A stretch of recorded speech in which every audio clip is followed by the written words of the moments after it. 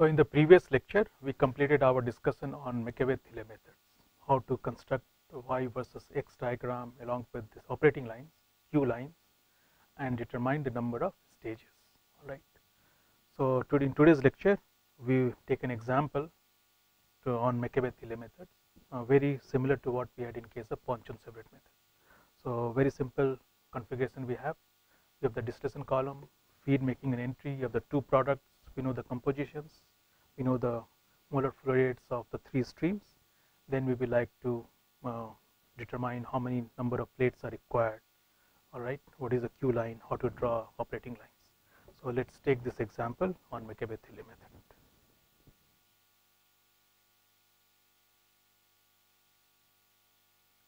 So, let us draw a schematic of this distillation column. We have, let us say, top product, and then we have total condenser. All right, let us say that the reflux is saturated, it goes back to this top of this plate here. So, we have feed entry, similarly we have here deboiler,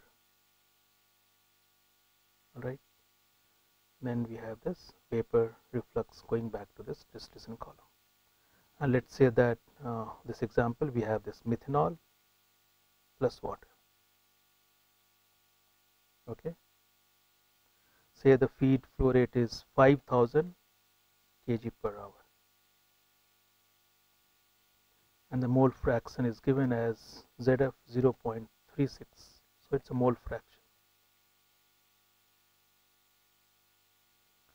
Okay. So, based on this 0.36, recall, earlier example we had, we can calculate the average molecular weight. So, which is say 23, and based on this, so this is 23 kg per kg kilomole. Then we can convert this 5000 kg per hour into 21.6 say kilomole per hour. So, this is a good practice to convert this weight flow rate into this molar flow rate, which is 21.6 kilomole per hour. Then it is given that we have this top product, which is mole fraction is 0.915. Okay, and we have this d kilomole per hour. Similarly, the bottom product is xw, mole fraction is given as 0.00565, and the molar flow rate is w here. Okay, it says that reflux is 1.5 times this R minimum, and this reflux is saturated at bubble point. Okay. So, the saturated feed, saturated reflux is sent back to the top column 1. So, if this is xt, total reflux, this is y1, we know this is x0. So, y1 equal to xt equal to x0, we have total reflux here. And then we have this two streams, this is x1, this is y1, then we have y2, this is your xt or x0, all right, and so forth. Similarly, the top bottom column, bottom plate, this is y np plus 1. So, this is the compositions of the vapor, which would be in equilibrium with this bottom product.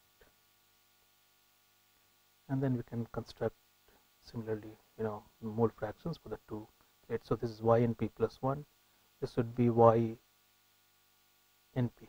So, this is np and then we have np minus 1, etc. np plus 1 here reflects boiler. Okay. So, before we start, we solve the or redraw this y versus x diagram, let us calculate the unknown quantities like f, given f, what are d and w. So, we have f equal to d plus w, f into zf equal to d xd plus w xw. So, f is given, zf mole fraction 0.36, xt is given as 0.915, xw is given as 0.00565, two unknowns, two equations. One can solve to get the top product as 84.4 kilomole per hour, and we have this bottom product as 132.4 kilomole per hour. All right. So now what we have to do is in this we should draw y versus x diagram. Maybe we have been given txy diagram so that we know what is the temperature corresponding to this feed state. If the feed is saturated, what is the boiling temperature? If the feed is cold, where is the location of your enthalpy? All right, or the location of this, what is the temperature of the feed, etc. And here again, if you recall the discussions, while drawing the operating lines, there are three options. Okay, you have to see if you know the Q lines, and if you know one of the two operating lines, the third can always be drawn here. Now in this case, again we have to determine what is this Q line here. All right. So let's see if we can determine, or how do we determine this Q line here. So the definition for this Q is L bar minus L over F, which is also same as Hg minus Hf over Hg minus Hl. So which means to obtain this Q line, one needs to calculate these quantities. All right. So generally some data would be given to us. The first thing is that we have been given this Txy diagram for methanol water system. So methanol is more volatile than water. Its boiling temperature is 65 degrees centigrade, pure component here, and here we have this 100 degrees centigrade. All right. Now mole fraction is 0.36. So from this diagram, it's easier to find out what would be the boiling temperature of this feed mixture. So from here, if you look at the curve for this Txy diagram, you can obtain from one of the handbooks, for thermodynamics, or even Trebol or McCabe-Smith. They report Txy diagram for methanol water system. One can obtain this. One can draw this Txy plot. Now in this case, feed is given.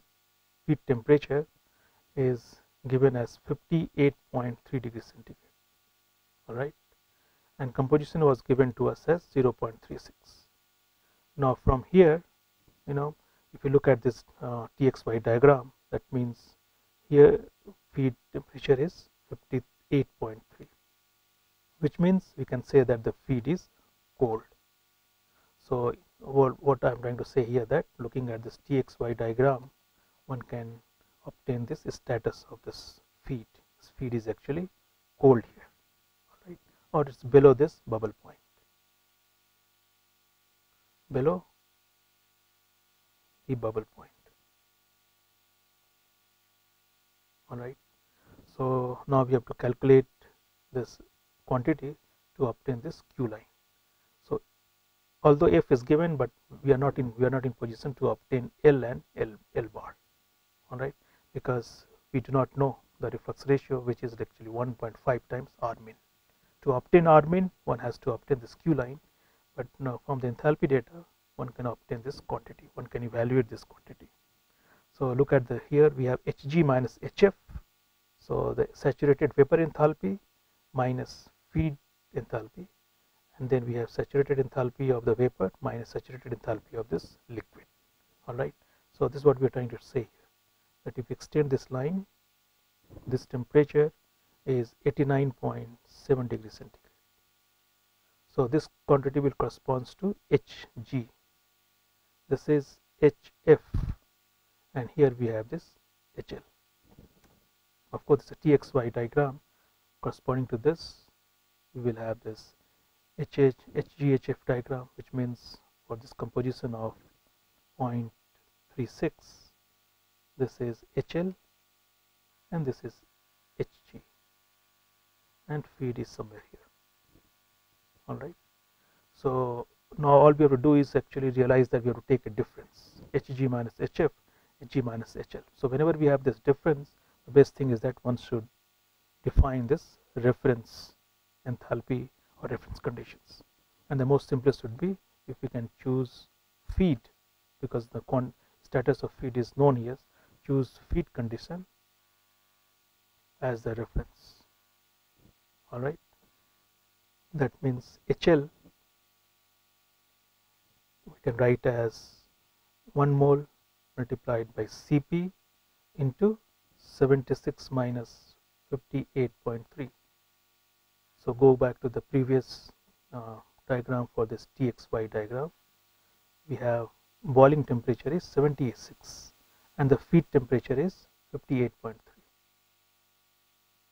So this is 58.3 and this is 76. So we are trying to calculate HL. Alright, so HL with HF as a reference, we need to know the specific heat of this mixture of 0.36. Let's assume that these quantities are known to us. So we can obtain HL, we can calculate HL from here as 1 into Cp bar 76.583, given the values of Cp bar as 3.85, which is kilojoule per kg per Kelvin. So this data is given to us. We multiply by the molecular weight, which we had calculated in the beginning, 23.1 kg per kilomole, multiplied by, we have this 76 minus 58.3 degrees Celsius difference, same as Kelvin, to obtain HL as 1575 kilojoule per kilomole. So we have calculated this HL. Similarly, we can calculate Hg. Now again, if you recall our discussion when we started this discussion column for the vapor enthalpy, which is here Hg, one assumes that two components A plus B, both of them are heated separately to this temperature, vaporize, and then they are mixed.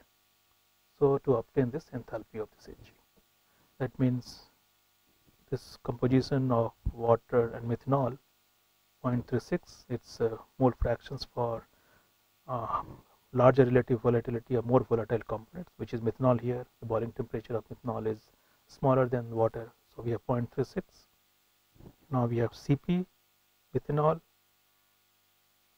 into 89.7 minus 58.3. So this 89.7 corresponds to this temperature, which is a dew point temperature, and we have 76, which we said here is bubble point temperature, and this is the feed temperature.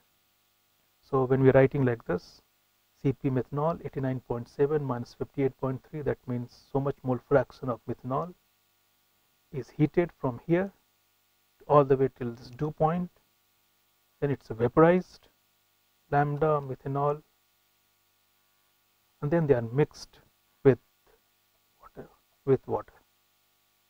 So these are calculations. If you should recall, go back to your previous lecture notes, Cp watt to calculate Hg and HL. So we have 89.7 minus 58.3 plus lambda water. All right. So again, make a note that how we are calculating HL and Hg. First, we have chosen the reference, which is like for our convenience, we have chosen feed temperature or feed enthalpy as our reference temperature. So what is HL? Saturated liquid, all right, of this mixture is 76 minus 58.3 degrees centigrade. So M Cp del T. So del T we know 76 minus 58.3. Cp bar we have to calculate based on this average Cp for the two components, methanol and water. So we will have situations like Cp bar equal to Cp of water multiplied by the mole fraction of water plus Cp of methanol plus 1 minus x into 1 minus x water. So we calculate HL. To calculate Hg, one is to assume that the two components A and B, they are heated till the dew point. So in the same proportion, 0.36 1 minus 0.6, they are heated as if separately, then vaporized, and then they are mixed. So we have this Hg. So all these quantities are given to us, assuming suppose we obtain 40,915 kilojoule per kilomole. So you can look at the handbook to obtain the physical or thermodynamic properties of methanol and water here. latent heat of evaporation for methanol, pure methanol, latent heat of water, say at 1 atmosphere, and then do these calculations to obtain this Hg. So now we have Hg, now we have HL, all right. We can calculate our reflux ratios. So sorry, we can calculate Q here, Q line. So Q is Hg 40,950 minus 0. So that's HF reference, because all we require is a difference both in numerator and then denominator. So 40,915 minus 1575. So now we have this Q as 1.04. All right. So it's very important that we realize here that first quantity we have to evaluate is Q. Okay. So once we have this Q and it's 1.04, recall it's greater than 1, then we have subcooled liquid. All right. So recall our earlier discussions. When Q assumes different values, the most common was 0. When we have saturated vapor, we have 1 when it's saturated liquid. Then we address on different quantities, different situations, like Q greater than 1 for subcooled liquid, Q less than 1 for superheated, etc. All right. So once we have Q, then we can obtain the slope of Q line, so which is Q over Q minus 1. So this is slope of Q line, and if you put this quantity here, we can obtain 26.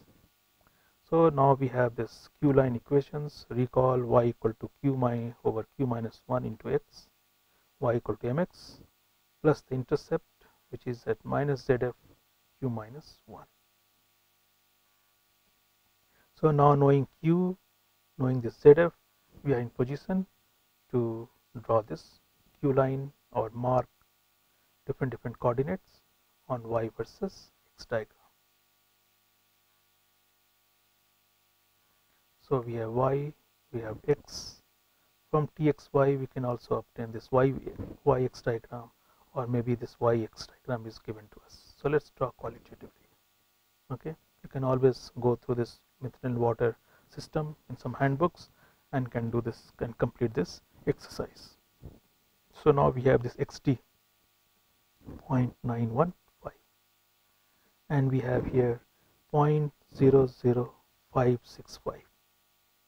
All is given to us that R is 1.5 times R minimum. All right. So first we have to obtain 1.5 R min. Feed is ZF is 0.36. Now we know the slope of this line, Q over Q minus 1 as 26.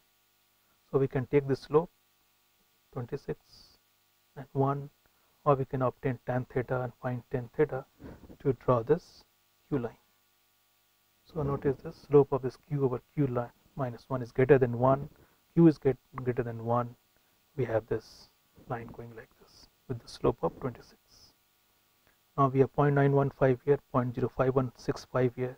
This curve, if you look at for this methanol water system, is concave downward.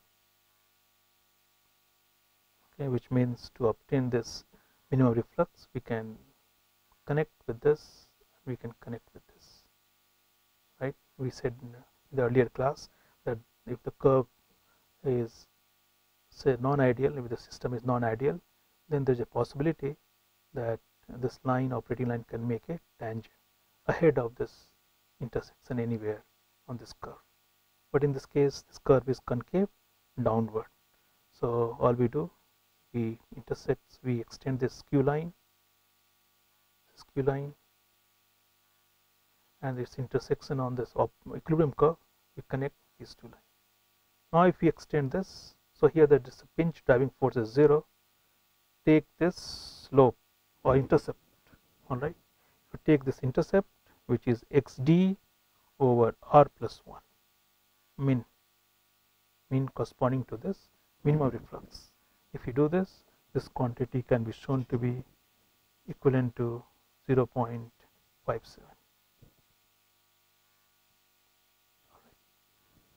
From this one can calculate R min, which is 0.60, and once we know R min, now we have operating reflux as 1.5 times R min, which is 0.90. Once we have this operating R, then we can find out intercept of the operating line as 0.48. Alright, so it means the different ways of drawing the new operating lines. Once we have the new intercepts 0.48, we can go back to this and mark 0.48. Then if we connect with this, now we have the new operating lines. Q line will remain the same, and wherever it intersects, now we cannot connect with this. Alright, let's draw it again. So here we are trying to say that we know the equation of two operating lines. So this is y, this is x, we have y versus x equilibrium curve. Operating line for the top column or enriching sections, we know yn plus 1 over r plus 1 xn, plus we have xt over r plus 1. R over r plus 1 is same as L over G. Alright, but we cannot use this operating line because we do not know the reflux ratios, although we know this top product.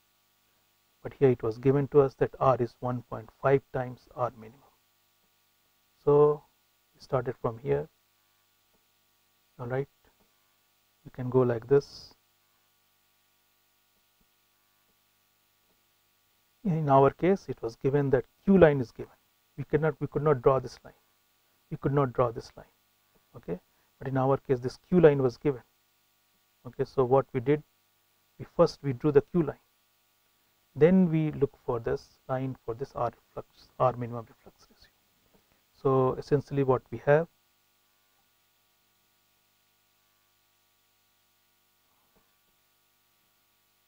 y versus x.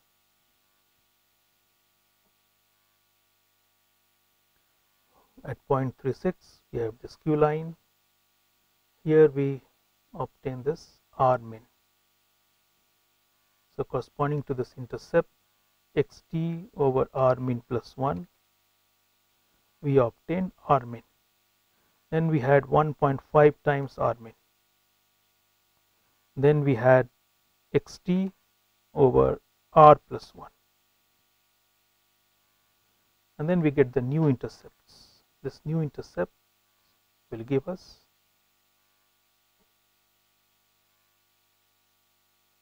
the two operating lines. Okay, so now once we have this second operating line, remember we did not solve explicitly the equation of the second operating line, or for the equation for this enriching sections, stripping section, is L over G bar xm minus W over G bar, but we do not know these quantities W over G. So all we did, first we had the Q line, then we got this R, or the equation for this enriching section. So whenever we have, once we have these two, this line, it intersects here. Now we can connect with this. So we have this new line equations. From this, of course, we can find out L bar by G bar. Here also we have L by G. Okay. So once we know the reflux ratio here R, which we calculated as 0.48, we can calculate the amount of the liquid or amount of the vapor flowing in this distillation column. So if you have the distillation column like this,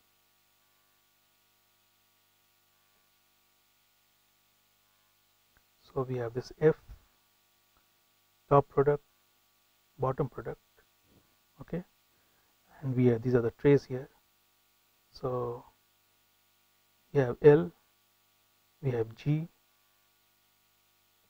we have L bar, and we have this G bar, and this is the reflux here.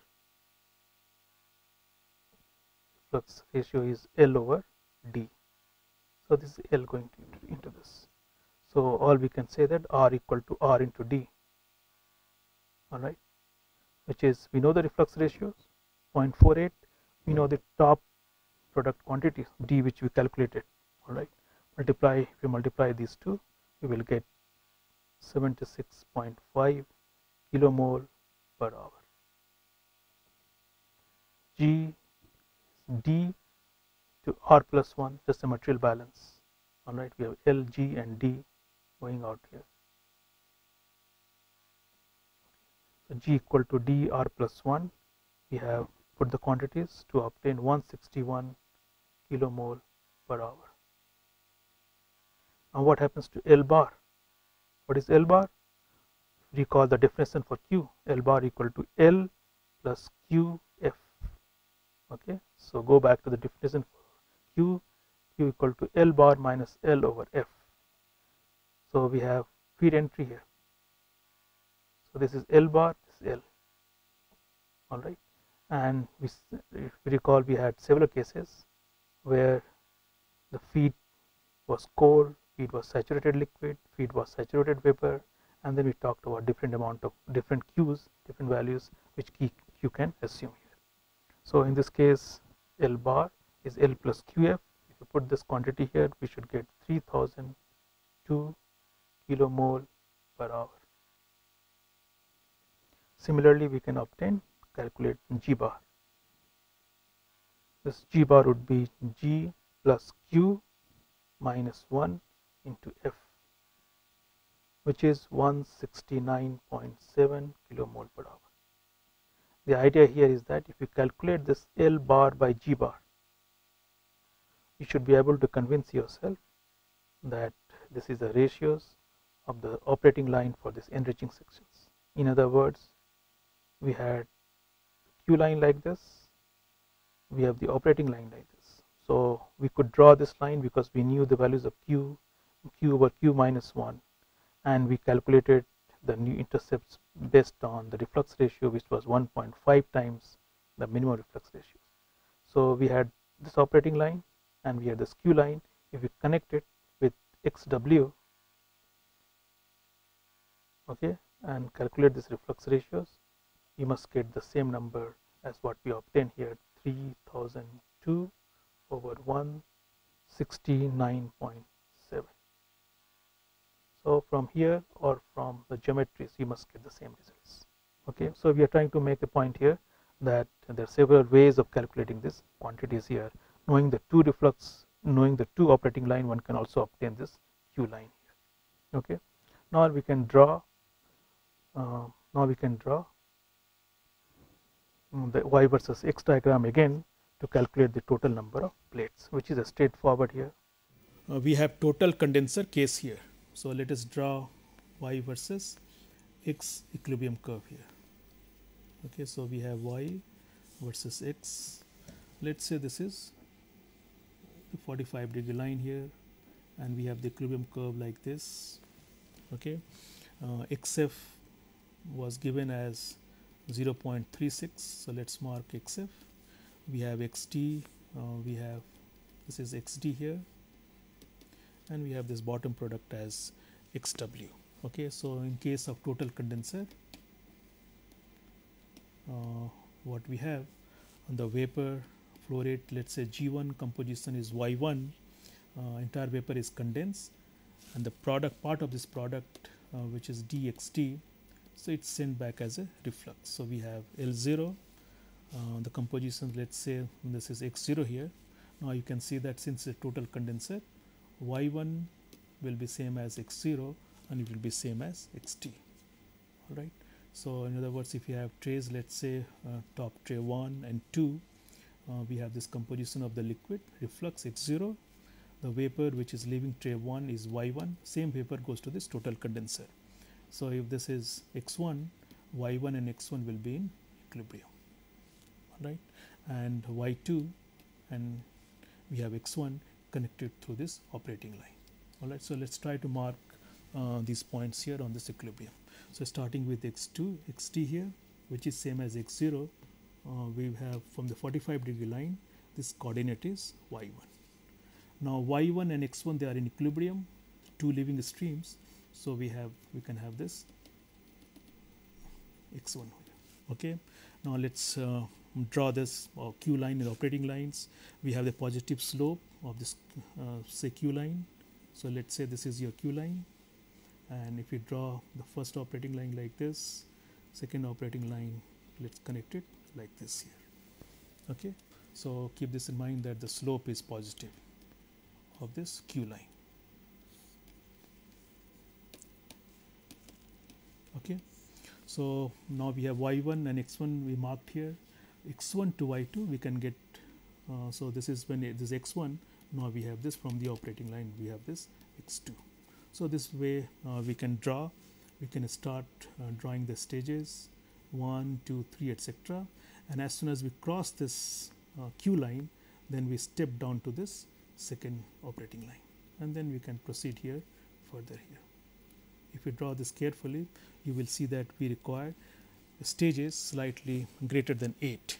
In other words, if you expand the last stage, then we have, if this is your xw, one will have to, the 8th stage, one will have to exceed this mole fraction, at least this xw by some amount. So in this case, if you mark all the stages, you will see that total number of ideal stages or theoretical stages will come out to be 8.8. So you must not forget that this 8.8 consists of one boiler. So the last stage, whatever you have drawn here, will be this boiler here. So when we say 7.8, we can say that approximately we require 8 ideal stages plus 1, we have this reboiler here. You must remember one more thing important here, that we are talking of this optimal location of feed tray. So if you remember in the previous lecture, we talked about early entry and we talked about late entry. So in this case, or we are saying that as soon as you come across this q line, which is drawn like this, you must step down to this second operating lines.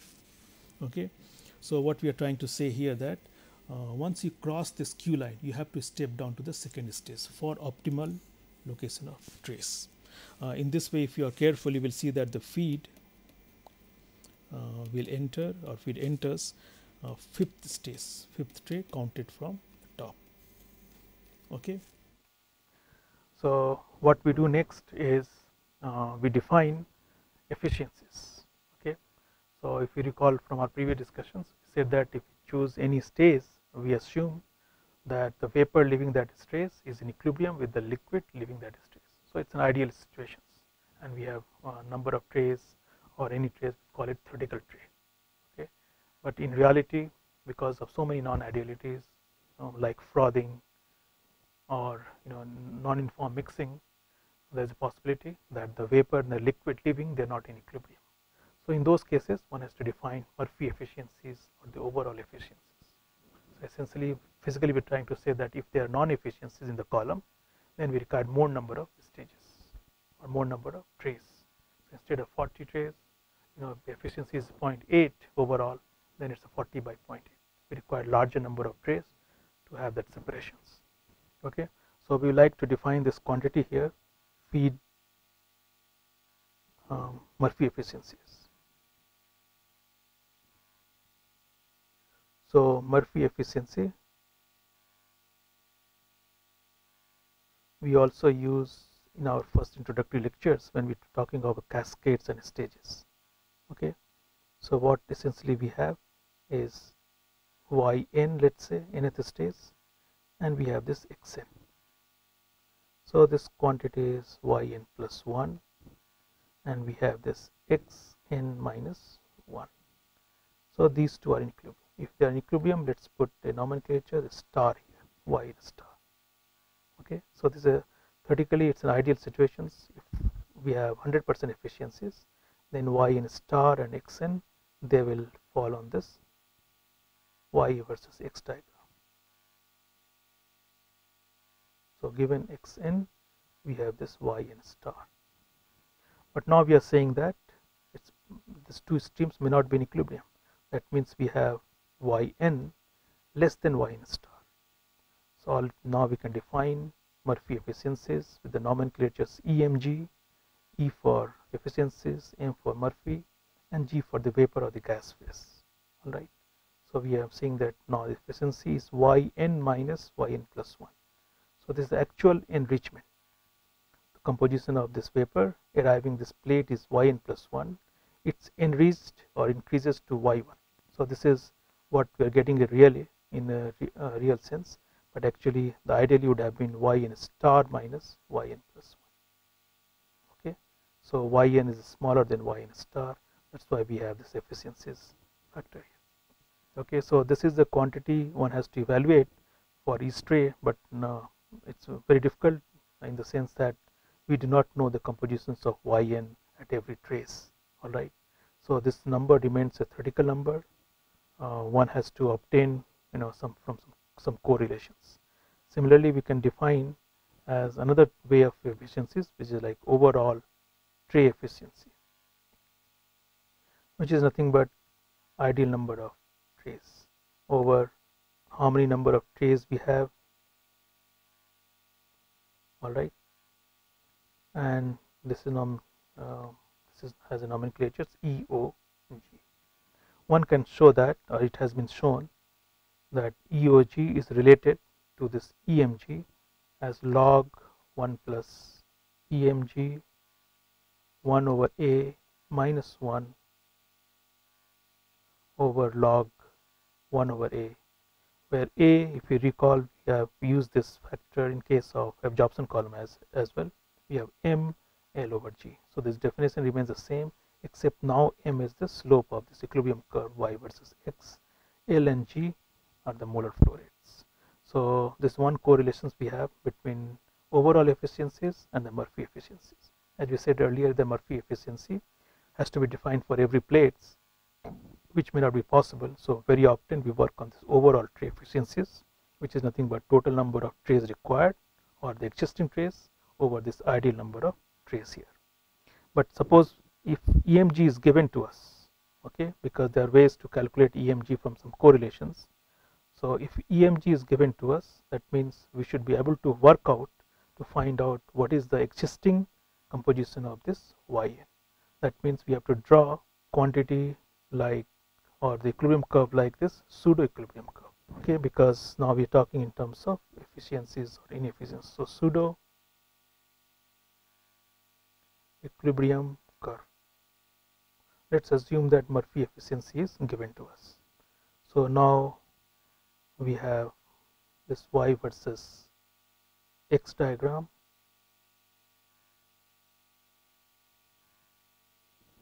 All right, let's say this is the Q line and we have this other operating lines. Okay, and let's choose we have this at certain locations. Say we have this xn. Okay, so now this xn is in equilibrium with now yn star, and the operating line, if you recall from our discussion, will give you yn plus 1. So we have xn and now we have this yn plus 1. Okay, so but now we are saying that because of this efficiencies, this leaving streams yn is not in equilibrium with this xn. So we have this tray here, this is yn, this is yn plus 1, we have this xn. So xn yn plus 1, they are connected by this operating line. Given xn, what is yn plus 1 from here, and given xn, we should have yn star if the two streams are in equilibrium. So if the efficiencies or Murphy efficiency is given as 0.8, right, so all it means is 0.8 equals yn minus yn plus 1 over yn star minus yn plus 1. So now coming back to this diagram here, you should realize that now instead of yn star we have yn. So if you expand this line here, vertical line here. Now we have, let's say, A for y in star, that's ideal situations. Y in star is in equilibrium with this xn, alright, and xn and yn plus 1, that's a composition we obtained from the operating line equations. And now we have this 80% efficiencies. So instead of yn star, now the composition of the vapor leaving the tray is yn. That means if you mark this as A, C, B, AB over AC is 0.2. Alright, so which means if we have this equilibrium diagram like this, we are supposed to choose several of this x1, x2, x3, okay, and then take an offset at 0.2 from each of this curve. So we'll have to draw again the two operating lines like this. Take a point, come to this operating line, take an offset of 0.8 from here, come to this operating line, measure this by scale, take 0.8, come down to this. So essentially we have created an pseudo equilibrium curve.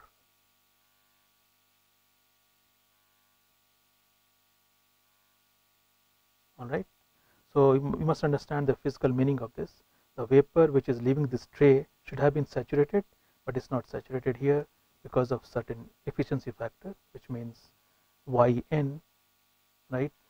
One has to calculate equivalent to this condition here, 0.8. Alright, so from operating line we just mark any xn mole fractions, we obtain yn plus 1, and the equilibrium curve gives yn star here, yn plus 1, measure this scale, take 0.8, 0.7, whatever is given to us. Now we get yn, say, double star. This would be our pseudo equilibrium curve here. Similarly, to go to the next point, we have xn, you obtain equilibrium curve, yn star, you have this operating curve for this yn plus 1, measure this, take this offset, you have another point here as yn star here. Connect all of this to obtain this pseudo equilibrium curve. That becomes our starting point, and from here onward we can do all our calculations. We can forget the top one. Alright. So now what we do here, we take one more example of this based on this McCabe-Thiele methods, and here we take the conditions. Instead of total condenser, we have partial condenser. Alright, so if you recall in our previous discussion, we had when we have the partial condenser, then the top product is withdrawn in the vapor phase, and the reflux is sent back to the distillation column as a liquid, okay, so which is in equilibrium with the vapor phase compositions. So this is a partial condenser. Yd is not same as x0, which we had in case of total condenser. In case of total condenser, y1, the composition of the vapor leaving the top plate and arriving at the condenser, is same as the composition of the product xt and the composition of the reflux liquid, which goes back to the distillation column. In case of partial condenser, there is a thermodynamic equilibrium between the top product, vapor product, and the liquid which is leaving to this. Now the liquid which is going back to the distillation column can also be further subcooled. So without saying, when we say this partial condenser, we are trying to say that liquid is saturated. We will take another example where the liquid may be further subcooled below this bubble point. Okay, so let's take the first example, very small short example, and we confine our discussion only on this partial condenser. Okay, so we take this example of partial condenser. All right, so what we have here is the vapor which comes from the top plate as a mole fraction y1, molar flow rate is g. So we have the top product composition, say yd, molar flow rate is d, and the liquid, the reflux here, has a molar flow rate of L and the mole fraction is x0. So this problem statement says that we are using a partial condenser and the reflux is saturated liquid. All right. So that means this yd and x0 is, they are in equilibrium. All right. So compare this to the previous condition of total condenser. where we had the composition y1, the product was xt, and the liquid reflux, this has a mole fraction of x0, and since it was a total condenser, y1 equals x0 equals xt. Unlike here, y1 is different from yd, different from x0, and the two streams, the liquid vapor here with mole fraction yd is in equilibrium with x0. All right, so you must appreciate that this tray or this condenser is acting as a theoretical stage.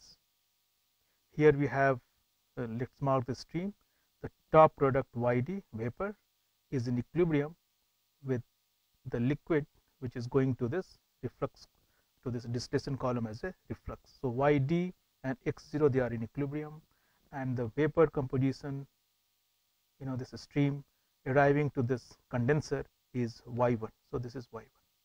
So this is exactly acting as a theoretical stage. Then onward you have first stage, second stage, etc. So this is a condenser which is acting as a theoretical plate, very similar to what we had in case of reboiler, where the vapor which comes out with the boiler is in equilibrium with the liquid product. All right.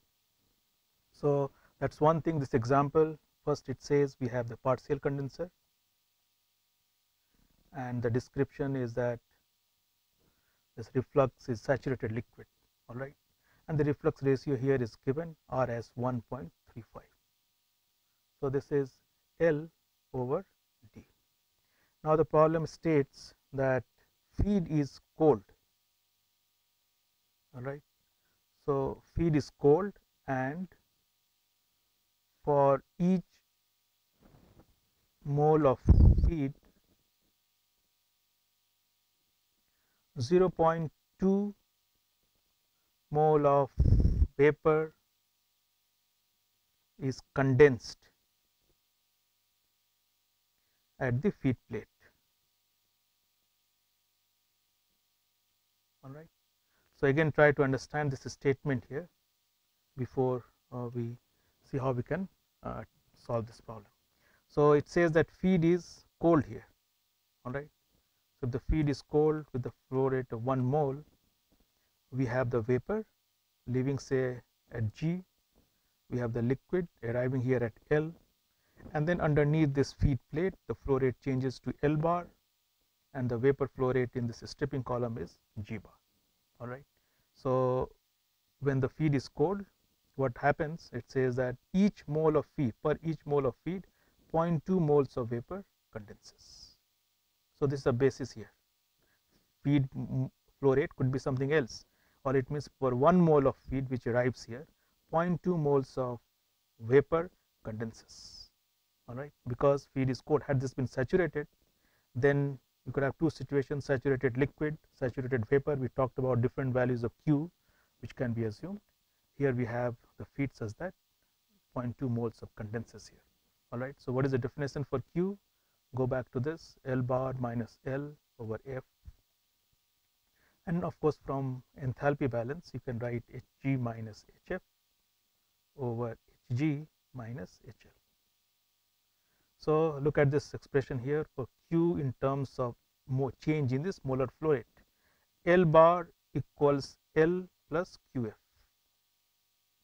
Now if when we have 1 mole of feed enters, 0.2 moles of G condenses, which means L bar is different from L by this 1.2 moles. So if you choose F as 1 mole basis, all it means L bar equal to L plus 1.2. F is 1, that means Q as per this definition is 1.2. Okay, so you should appreciate the statement, and from a very simple, this understanding of the meaning of this, physical meaning of this cold feed, we should be able to calculate this Q as 1.2. And then all it means, we have Q over Q minus 1, the slope of Q line equal to 1.2 divided by 0.2 equals 6. All right, that means the intercept of the operating line for top column or rectifying section is now xt rd plus 1. All right, this is your intercept of operating line for rectifying section, top column, top section. All right. Then of course the problem we will say is it reads, that simple given xf is say 0.8 mole fractions, yd let's say it's 0.9999, nearly pure A. Bottom product is nearly pure in B, which is 0.0005 mole fraction for A.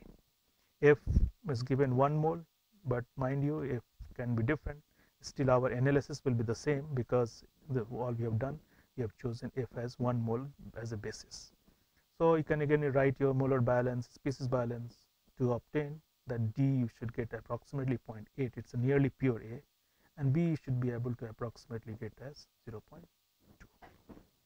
If you understand this, now we can start construction of this stages, theoretical stages. So we have this equilibrium diagram, all right, we have this y versus x. Note this q over q minus 1, 6 greater than 1 for the cold free. Okay, so if we choose the top product, which is very pure 0.9999 here, now let's just try to expand here, maybe on enlarge, this value is your yd. Okay, and we must not forget that we have this condenser here, and then we have the first stage. So remember, this is y1, first stage of the top column, and this is x1, this is y2. y1 x1 is in equilibrium, but condenser is also acting as a stage, this y1. Then we have the top product as yd, and the reflux is x0, and they are in equilibrium. So if we know, say let's say feed is 0.8, quite very high, large here, 0.8. We have the intercept, we have the slope of this q line, which we can draw like this, and we know this xw, which is very small, 0.0005 here. It's like this. From here, now if we draw with this intercept, xd over rd plus 1. In this example, rd was given as reflux ratios. This is given as 1.35. So if we substitute xd, 0.8 divided by 2.35, we have an intercept here as 0.425. So mark this intercept, and visual construction, construct this. You have the q line, you can always draw and connect this line here. All right, and then if we start making the constructions, first realize that the first point which you use here, which you get here, this is yd in equilibrium with x0, and then what you get next, right, that's your first stage. Okay, so if you go like this, if you go like this here, let's redraw it here. If you have connected with this intercept here like this, so that's the top line, and then you have this second stage. So going from this to this, the first stage here is C, that's the condenser, and then after this you have the first stage. Okay, so let's try to understand. If we expand only the last equilibrium curve, last portion of this equilibrium curve, it's a partial condenser. So the first stage which you will obtain, that will be your condenser, starting from say yd equal to xt. So this 45-degree line here, the top product, is same, yd equal to xt here. So this is your yd. Then what we get in equilibrium will be x0, reflux. All right, so the x0 is the liquid, and yd is the top product, and what arrives to the condenser is y1. So x0 and y1, now they would be connected by the operating line, and you will get this as y1, and then y1 x1 they are in equilibrium. So forth, stays C 1 2 4 etc. You have to proceed, switch to this equation for the stripping line through this Q line. As an exercise, you must show that you get total number of plates as 33, which will include boiler plus condenser. So now we have a condenser, partial condenser, which is acting as a theoretical plate. When you have a total condenser, then in your equilibrium diagram, you start from here. The first theoretical stage become your first stage here, because it's a total condenser. So yd equal to xt, come to this, and then you have this equilibrium. All right. Unlike here, where the first theoretical stage will represent condenser, like this. All right. So it's a very simple example on partial condenser.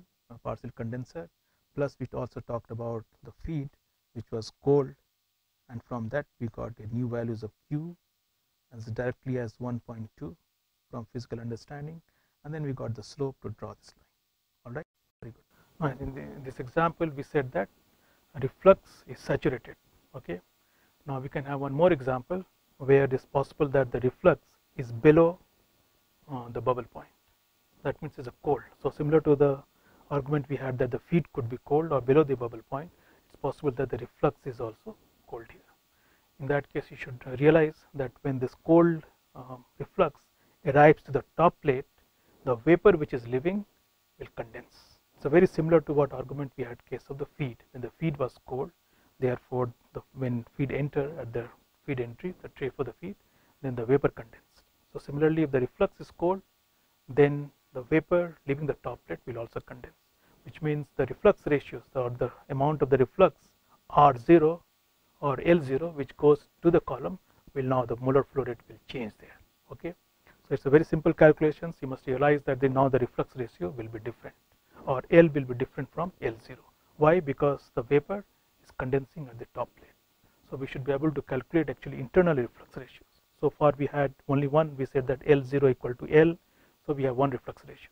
Now you should appreciate that the amount of L0 is different from L because some vapor has condensed there. So we should calculate the new reflux ratios or the apparent reflux ratios R or L by D.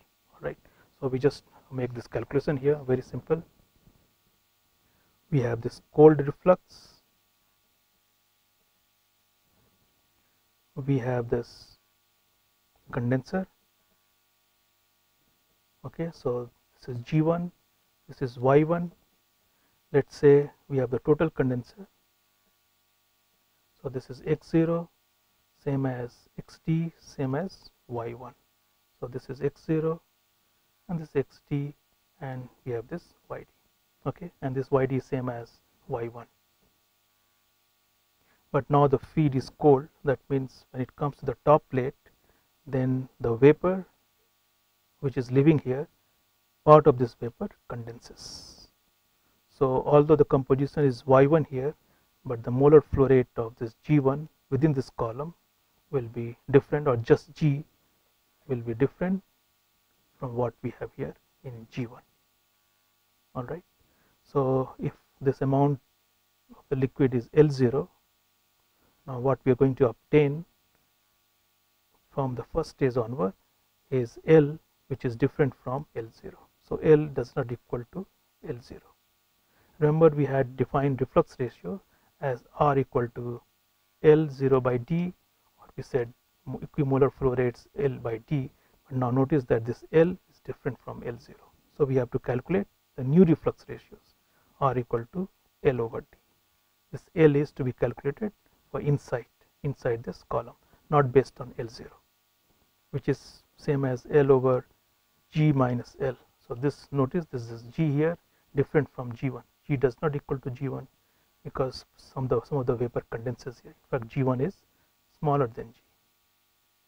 Okay, so Why we have this condensation? Because this is cold below this boiling temperature, below this bubble point temperatures. So if this temperature is Tr, then we have, and this condensation temperature here is say Tbp, or the boiling temperature or the bubble point temperature of this reflux is a Tbp, then there is a difference of del T, which causes this vapor to condense here. So what is the quantity? One can write it L equal to L0 plus the amount which has been condensed, amount of this vapor which has been condensed. Now if lambda is the say latent heat of vaporization, L into M average, we have L0 CL0 M average, okay, into T bubble point temperature minus T reflux. So this is a sensible heat, all right. So amount is L0, it has a specific heat CL0, some multiplication of this molecular weight to convert the unit from kg to kilomole, and now we have this del T temperature difference. This sensible heat here is results in the condensation of this vapor.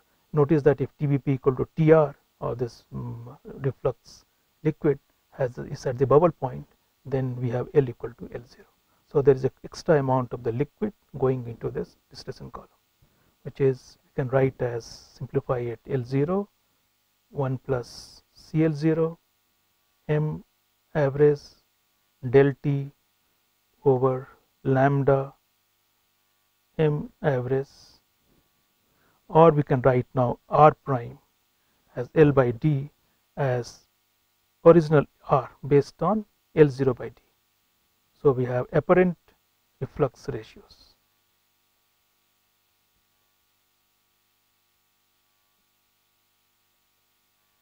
Apparent reflux ratios same as R into 1 plus CL0 M average del T over lambda M average.